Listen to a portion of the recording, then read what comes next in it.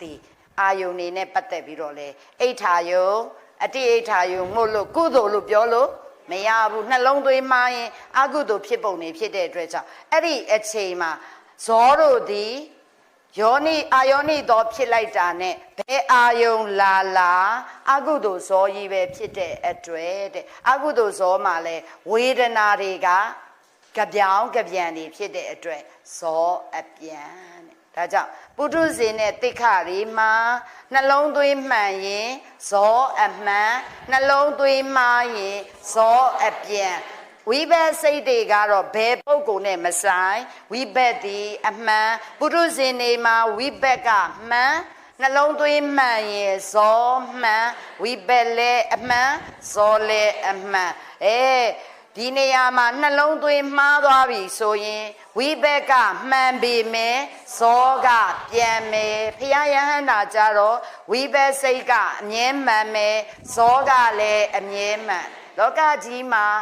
ဝိဘက်လည်းအမှန်ဇောလည်းအမှန်ဖြစ်နိုင်သောပုဂ္ဂိုလ်များကိုဖော်ပြပါလို့မေးရင်ဖရာယဟန္တာရဲ့ယောနိသောမနတိကာရရှိသောပုထုဇဉ်နဲ့တိခါဝိဘက်လည်းအမှန်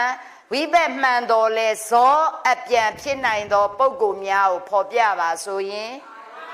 ဝိဘက်အမှန်ကတော့ဒီတိုင်းပေါ့ဇောပြန်ဖြစ်နိုင်တာအာယောနိသောမနတိကာရဖြစ်နေသောပုထုဇဉ်နဲ့တိခါများပို့ပြီးတော့နားလည်လိမ့်မယ်လို့ယူဆတယ်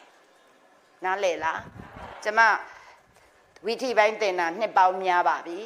ဒီနှစ်ဒါလေးသည်မနေ့ညမှာထိုင်ရေးတာကိုထိုင်ရေးရင်းနဲ့အဲ့လိုလေးဆိုရင်ဓမ္မမိတ်ဆွေတို့အတွက်ကျမတို့မှတ်စုမှာအဲ့လောက်မရှင်းထားဘူးဒီလိုလေးဆိုရင်ဓမ္မမိတ်ဆွေတို့ပုံမြင်လိမ့်မယ်ဆိုပြီးတော့ဒီတေးလေးထိုင်ရေးလိုက်တာနော်အဲ့ဒါရိုက်ကူးရေးလဲရိုက်ကူး recording လဲလုပ်နေတာဆိုတော့ကြံရင်ခင်မှာပါနော်ဓမ္မမိတ်ဆွေတို့မှလည်းကြံအောင်အဲ့လိုလေး column လေးခွဲကြည့်ကျမတို့မှတ်စုထဲမှာတော့ဥပမာလေးတွေတစ်ချက်နှစ်ချက်ပဲထည့်တာအကုန်မစင်းစားပြအောင်အခုကျမ